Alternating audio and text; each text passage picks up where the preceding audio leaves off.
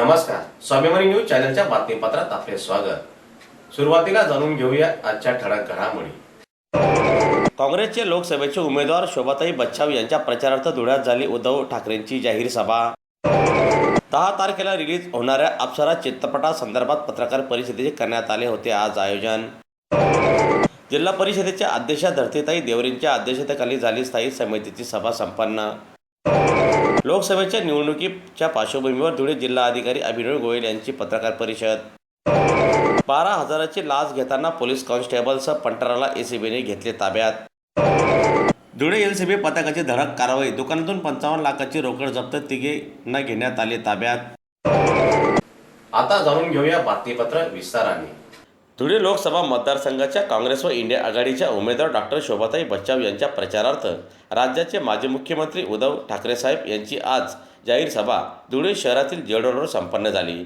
धुळे मतदारसंघात डॉक्टर शोभाताई बच्छाव यांना योग्य वेळी उमेदवारी मिळालेली असून ज्यांना निवडून दिले ते देखील गद्दार होते। त्यांनी 10 वर्षात MIDCमध्ये कोणते उद्योग आणले नाही अशी देखील टीका केली। मोदी सरकार थापेबाज सरकार आहे, थापेबाज सरकारला पुन्हा निवडून आणायचे नाही।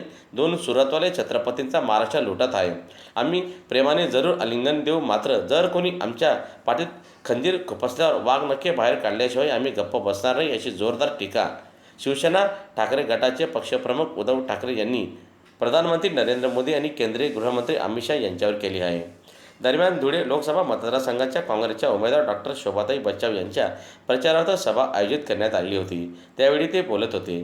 सभेत महाराष्ट्र काँग्रेसचे कार्याध्यक्ष आमदार कुणाल पाटील, उमेदवार शोभाताई बच्छाव, माजी आमदार अनिल गोटे, महेशभाऊ मिस्त्री आदींनी मनोगती व्यक्त केली। सभेला आमदार कुणाल पाटील, उमेदवार शोभाताई बच्छाव यांनी, माजी आमदार अनिल गोटे, संपर्क प्रमुख अशोक दात्रक, आमदार नरेंद्र दराडे, काँग्रेस जिल्हा अध्यक्ष श्यामकांत सनेर, प्रदेश सरचिटणीस युवराज करंजकाळ, माजी आमदार DS आहिरे, शिवसेना प्रमुख अतुल सोनवणे, माजी आमदार शरद पाटील, महेश मिस्त्री, हेमंत साळुंके, हिलाल माळी, धीरज पाटील, शुभांगी पाटील, डॉक्टर अनिल भांबरे, गायत्री जयस्वाल, हेमंत साळुंके, माजी आमदार रामकृष्ण पाटील, प्रमोद सिसोदे, आलोक रघुवंशी यांच्यासह काँग्रेस पदाधिकारी व्यासपीठावर विराजमान झालेले होते। तर आजच्या या सभेला महाविकास आघाडीचे पदाधिकारीसह कार्यकर्ते मोठ्या संख्येने उपस्थित होते। मित्रांनो, मी फार वेळ घेणार आहे, कारण की मला असं वाटतं की 5-7 मिनिटांमध्ये उद्धवजींचं या ठिकाणी आगमन होत आहे। परंतु ही निवडणूक तुमच्या आणि आपल्या सर्वांच्या दृष्टीने अत्यंत महत्त्वाची आणि ज्या निवडणुकीकडे आपण गंभीरतेने बघितली पाहिजे अशा प्रकारची ही निवडणूक आहे। या निवडणुकीमध्ये येणारा भविष्य तुमचं कसं असणार आहे, गेल्या 10 वर्षामध्ये जे आपल्याला बर्बाद करणारे लोक होते, या लोकांच्या हातामधून ही सत्ता परत घेणारी ही निवडणूक आहे। मित्रांनो, अण्णांनी फार व्यवस्थित सांगितलं की शेतकऱ्यांची खऱ्या अर्थाने दैना करणारं हे सरकार आहे आणि शेतकऱ्याला देशोधडीला लावणाऱ्या ह्या लोकांना आपण उलटवून टाकणार आहोत की नाही हा विचार करणारी ही निवडणूक आहे। मित्रांनो, आजची परिस्थिती अशी आहे की कांद्याचा प्रश्न या ठिकाणी आणण्यासाठी तुम्ही घेतला। कांदा निर्यात बंदी करता गेल्या कित्येक वर्षापासून आपण लढा करतो आहोत। माझ्या सटाणा, बागलाण आणि साक्री तालुक्यातल्या काही लोकांनी, नेर पट्ट्यामध्ये लोकांनी त्या ठिकाणी रस्त्यावरती कांदा टाकून दिला। प्रेम, राजकारण, ॲक्शन आणि सुरेल संगीताची मेजवानी अप्सरा या चित्रपटातून प्रेक्षकांना मिळणार आहे। चित्रपटाचा धमाकेदार ट्रेलर सोशल मीडियावर लॉन्च करण्यात आलेला असून अप्सरा हा चित्रपट येत्या 10 मे पासून संपूर्ण महाराष्ट्रात प्रदर्शित होणार आहे। सुनील भालेराव यांच्या श्रमण फिल्म्स या निर्मिती संस्थेतर्फे अप्सरा चित्रपटाची निर्मिती करण्यात आलेली असून त्यांची ही पहिलीच निर्मिती आहे। चित्रपटसृष्टीत अनेक वर्षे कार्यरत असलेल्या चंद्रकांत पवार यांनी या चित्रपटाची कथा, पटकथा आणि दिग्दर्शन केलेले आहे। चित्रपटातील 3 गाण्यांचं लेखन आणि संगीत दिग्दर्शन मंगेश कांगणे यांनी केलेले असून या चित्रपटाच्या निमित्ताने त्यांनी संगीत दिग्दर्शक म्हणून पदार्पण केलेले आहे। गायक अभय जोधपूरकर, गायिका आनंदी जोशी, ओंकार स्वरूप, भैया मोरे, मेघा मसुळे यांच्या सुमधूर आवाजात चित्रपटातील गीते स्वरबद्ध करण्यात आलेली आहे। ही गीते प्रेक्षकांच्या पसंतीस उतरलेली असून अभिनेता सुयश झुरके, अभिनेत्री मयुरी आव्हाड, अक्षता पाडगावकर, अभिनेत्री मेघा गाडगे, शशांक शेंडे, विठ्ठल काळे, मयूर पवार, खानदेशरत्न सचिन कुमावत, विजय निकम, राजेश भोसले, आशिष वारंग, समीक्षा भालेराव, प्रज्ञा त्रिभुवन, संघर्ष भालेराव अशी तगडी स्टार कास्ट या चित्रपटात आहे. राजा फडतरे यांनी छायांकन, निलेश राठोड यांनी संकलन तर सुबोध आरेकर, इम्रान मालगुणकर, कृतिक मांजिरे यांनी नृत्य दिग्दर्शन केलेले असल्याची माहिती यावेळी पत्रकार परिषदेत देण्यात आली. नमस्कार, मी सुनील भालेराव. अप्सरा या चित्रपटाचा निर्माता म्हणून आपल्यासमोर सर्व प्रेक्षक बंधूंना आवाहन करू इच्छितो. अप्सरा हा चित्रपट एक युवा वर्गासाठी चांगला संदेश घेऊन आलेला आहे. तो 10 मे रोजी महाराष्ट्रभर सर्व थिएटर्समध्ये रिलीज होतो आहे.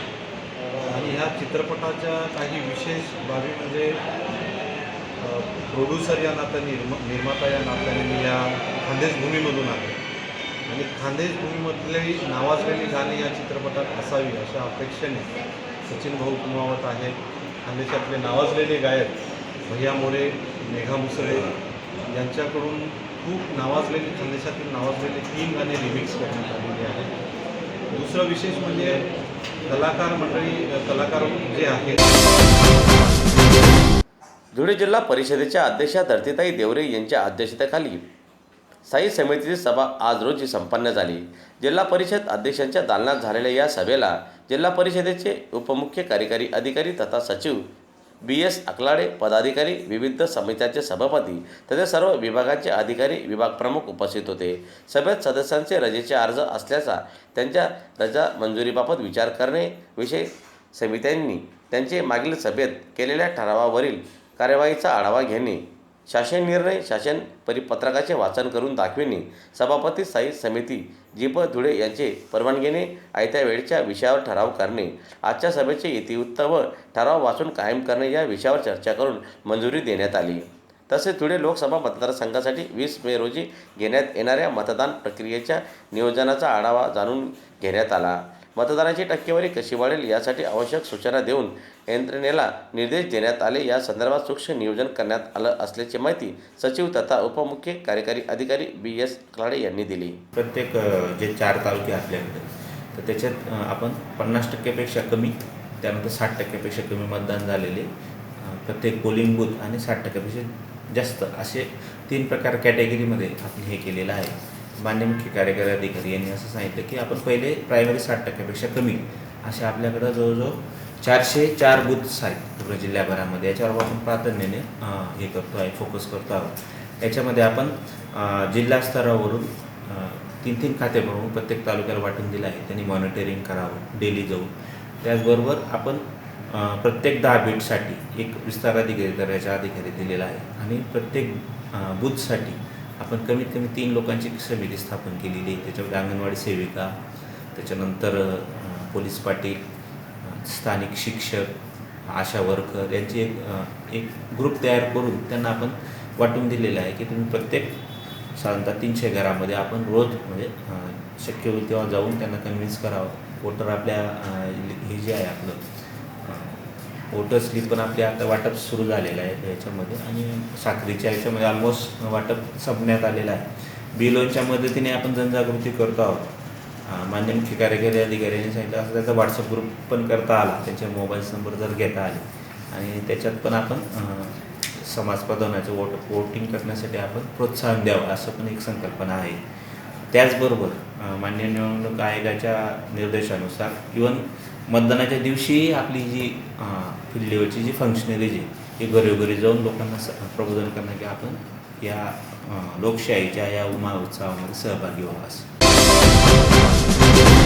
लोकसभा निवडणुकीच्या पार्श्वभूमीवर धुळे जिल्हाधिकारी कार्यालयाच्या सभागृहात जिल्हाधिकारी अभिनव गोयल यांनी पत्रकार परिषद घेतली. या पत्रकार परिषदेत जिल्हाधिकाऱ्यांनी अधिक माहिती देताना सांगितले, 26 एप्रिल ते 3 मे पर्यंत नामनिर्देशन पत्र दाखल करण्याची मुदत उमेदवारांसाठी होती. त्यानंतर छाननी आणि 6 मे रोजी माघारीसाठी मुदत देण्यात आली होती.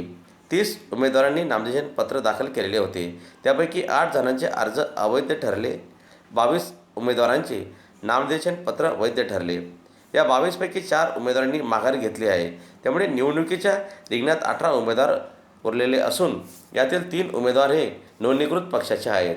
दरम्यान 11 ते 14 दरम्यान मतदारसंघनिहाय EVM बाबत प्रात्यक्षिक दाखविण्यात येणार. यामध्ये उमेदवार त्यांच्या प्रतिनिधी आमंत्रित असतील.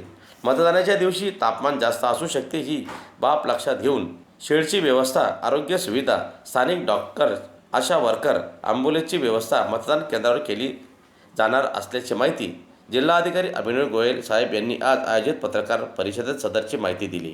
साठी 18 उमेदवार एकंदरीत उभे होत आहेत. त्याच्यामध्ये 3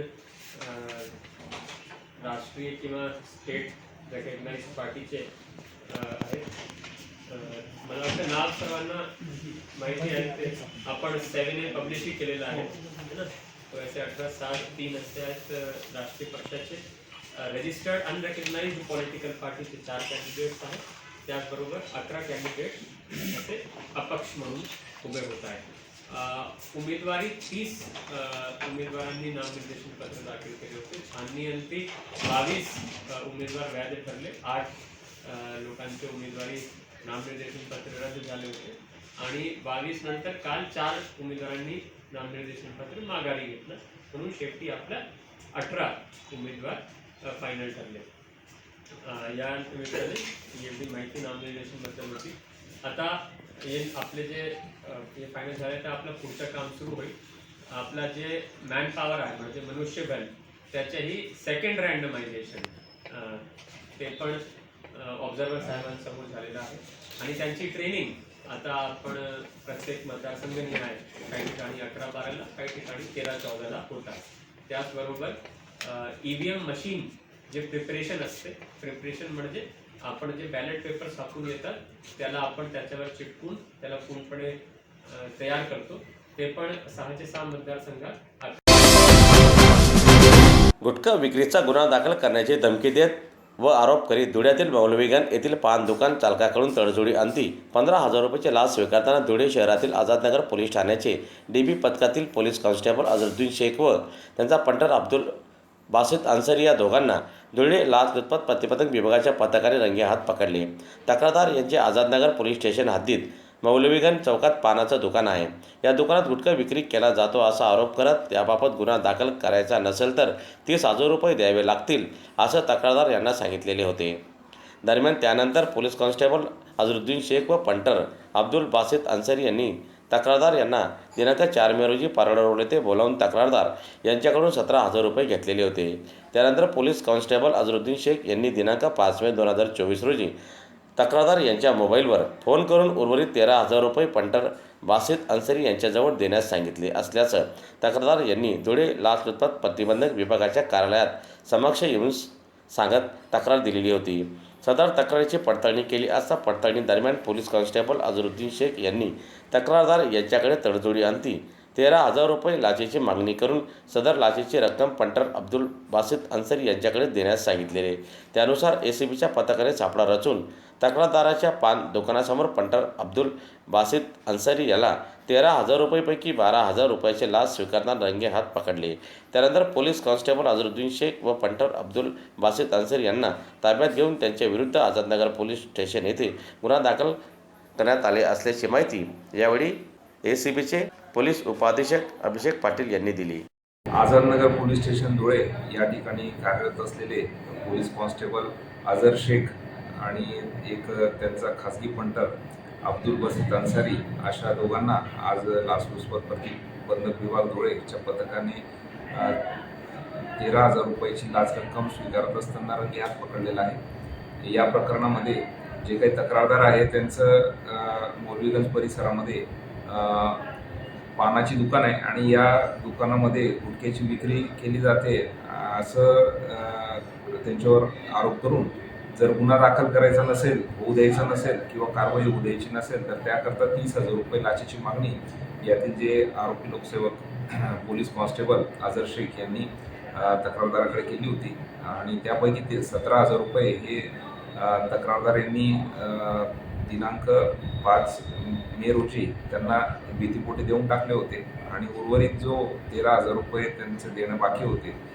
त्या लाचेच्या मागणी संबंधाने तक्रार ही तक्रारदार यांनी ACB धुळे कार्यालयामध्ये येऊन दिली होती आणि त्यांच्या तक्रारीप्रमाणे ज्यावेळेला खात्री केली तेव्हा खाजगी पंटर आणि हे हे जे काही आरोपी लोकसेवक आझर शेख आहे यांच्याकडून लाचेची मागणी झाल्याची खात्री झाली आणि जी लाच रक्कम आहे ही रंगेहात स्वीकारत असताना लाचलुचपत प्रतिबंध विभागाच्या धुळे पथकाने त्यांना अटक केलेली आहे। या प्रकरणामध्ये आझादनगर पोलीस स्टेशन या ठिकाणी गुन्हा दाखल करण्याचं काम हे सध्या सुरू आहे। सर्व नागरिकांना विनंती आहे, कोणत्याही शासकीय अधिकारी अथवा कर्मचाऱ्याने लाचेची मागणी केल्यास कृपया अँटी करप्शन ब्युरो धुळे कार्यालयाशी संपर्क साधावा। आमचा टोल फ्री क्रमांक 1064 यावर।